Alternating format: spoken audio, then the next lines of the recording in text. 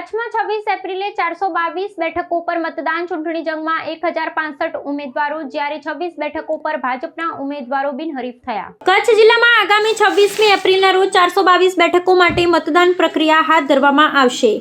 આ ચૂંટણી જંગમાં કુલ 1065 જેટલા ઉમેદવારો મેદાનમાં છે, જ્યારે વહીવટી તંત્ર દ્વારા મુક્ત અને ન્યાયી ચૂંટણી સુનિશ્ચિત કરવા માટે તમામ વહીવટી તૈયારીઓને આખરી ઓપ આપી દેવામાં આવ્યો છે. નોંધનીય છે કે મતદાન પૂર્વે 26 બેઠકો પર ભારતીય જનતા પાર્ટીના ઉમેદવારો બિનહરીફ જાહેર થતા આ વિસ્તારના રાજકીય સમીકરણો અત્યારથી જ સ્પષ્ટ થઈ ગયા છે.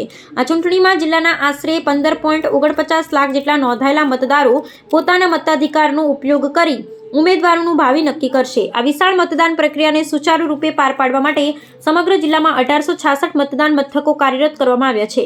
શાંતિપૂર્ણ અને સુવ્યવસ્થિત મતદાન માટે 8954 પોલિંગ સ્ટાફ, 5361 પોલીસ જવાનો અને 234 ઝોનલ અધિકારીઓ મળી કુલ 14549 કર્મચારીઓનો વિશાળ કાફલો તૈનાત કરવામાં આવ્યો છે, જે ચૂંટણી પ્રક્રિયાના વ્યાપ અને તંત્રની સજ્જતા દર્શાવે છે. મતદાન પ્રક્રિયા પૂર્ણ થયા બાદ ઈવીએમ મશીનોની વિશ્વસનીયતા અને ચુસ્ત સુરક્ષા સુનિશ્ચિત કરવા માટે જિલ્લા વહીવટી તંત્ર દ્વારા સઘન સુરક્ષા વ્યવસ્થા ધરાવતા 26 જેટલા સ્ટ્રોંગ રૂમ ઊભા કરવામાં આવ્યા છે. સ્થાનિક સ્વરાજ્યની આ ચૂંટણીઓ પાયાની લોકશાહીને મજબૂત કરતી હોવાથી ચૂંટણી પંચ અને જિલ્લા તંત્ર દ્વારા નાગરિકોને નિર્ભયતાથી અને મહત્તમ સંખ્યામાં મતદાન કરવા અપીલ કરવામાં આવી છે.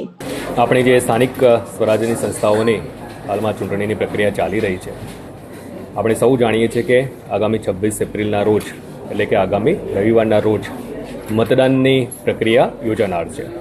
તો કચ્છ જિલ્લાની આપણે વાત કરીએ તો જિલ્લા પંચાયત ઉપરાંત ગાંધીધામ મહાનગરપાલિકા, 5 જેટલી નગરપાલિકાઓ અને 9 તાલુકા પંચાયતો, આમ તમામના મળી લગભગ 422 વોર્ડ સીટ ઉપર આ મતદાનની પ્રક્રિયાનું આયોજન થનાર છે.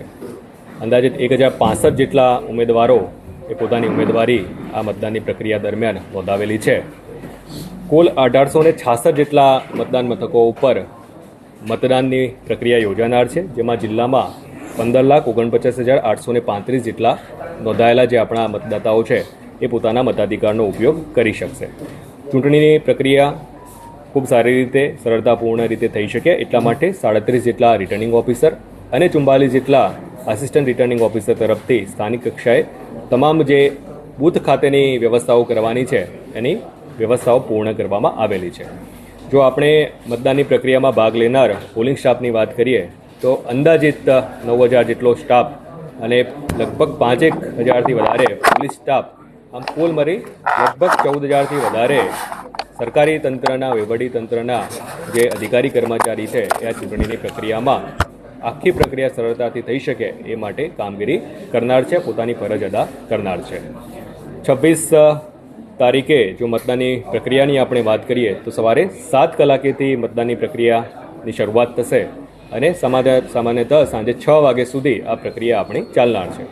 એટલે તમામ આપણા જે મતદાતાઓ છે એ તમામ મતદાતાઓને મારી વિનમ્ર અપીલ છે કે આપનો જે મતાધિકાર છે એનો બહોળા પ્રમાણમાં આપણે ઉપયોગ કરીએ. જે તે દિવસે એપિક, આપણે સૌ જાણીએ એપિક એ ખૂબ અગત્યનો પુરાવો છે.